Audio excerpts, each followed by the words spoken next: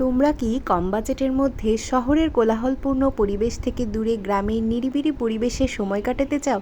তাহলে দেখতে হবে আমার আজকের ভিডিওটা। আজকে আমি চলে গেছিলাম শহর থেকে একটু দূরে রাহিনী বটতলার দিকে সুন্দর একটা দিঘির পাড়ে। এটা হচ্ছে ক্যাফে দিঘির পাড়। তোমরা হয়তো ইতিমধ্যে অনেকেই এখানে এসেছো। দিঘির পাড়ে পুরো রেস্টুরেন্টটা হয়, এটা হচ্ছে ক্যাফে দিঘির পাড়। আর আমি তো এসেছি খেতে, এসেই খাবার অর্ডার করে দিয়েছি। আর এখানটা এত সুন্দর পরিবেশ, চারদিকটা ঘুরে ঘুরে না দেখলেই নয়। তো আমি খাবার প্রথমেই নিয়ে অর্ডার করে একটু ঘুরে ঘুরে তারপরে খাবারটা খেতে বসেছি। আমরা এখানে নিয়েছিলাম ছোলা ভুনা। এটার প্রাইস ছিল 30 টাকা। প্রাইস হিসেবে ঠিকই ছিল, কিন্তু প্রচণ্ড ঝাল ছিল এটা। যারা ঝাল লাভার তারা এটা নিমেষেই শেষ করে দিতে পারবে, কিন্তু আমি যেহেতু একটু ঝাল কম খাই তাই আমার একটু বেশিই ঝাল লেগে গেছিলো এটা খেয়ে। আর এটা খাওয়ার পরে আমরা নিয়েছিলাম পোড়া পাউরুটি আর মালাই চা। এটা হচ্ছে এখানকার বিখ্যাত, যে মালাই চা আর পোড়া পাউরুটি। এই পাউরুটিটার প্রাইস হচ্ছে 10 টাকা আর চায়ের প্রাইস দিয়েছিল 40 টাকা।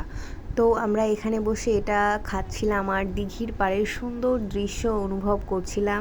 যারা আসলে শহরে বসবাস করে তাদের এরকম পরিবেশটা কিন্তু খুবই ভালো লাগবে। শুক্রবারের দিন হোক, যেদিন হোক তোমরা এখানে আসতে পারো।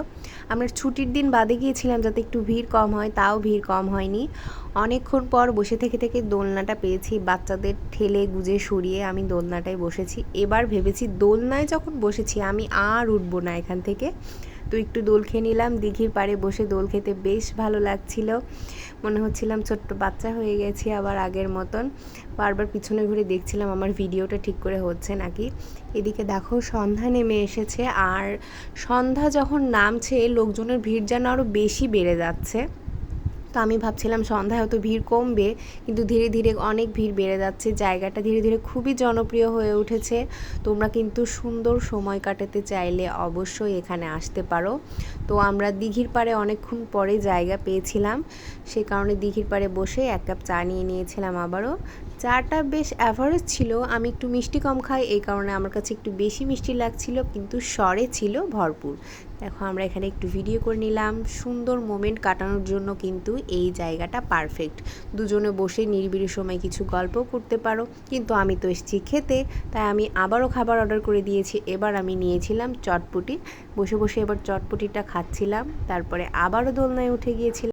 এখানে মূলত দোলনায় দোল খাওয়ার জন্য প্রতিযোগিতা শুরু হয়ে যায়। এ নামবে তো ও উঠবে, তো আমি কিন্তু নাছোড়বান্দা সবগুলো দোলনায় পিচ্চিদেরকে পার করে উঠেছিলাম। উঠে উঠে সবগুলোই দোল খেয়ে।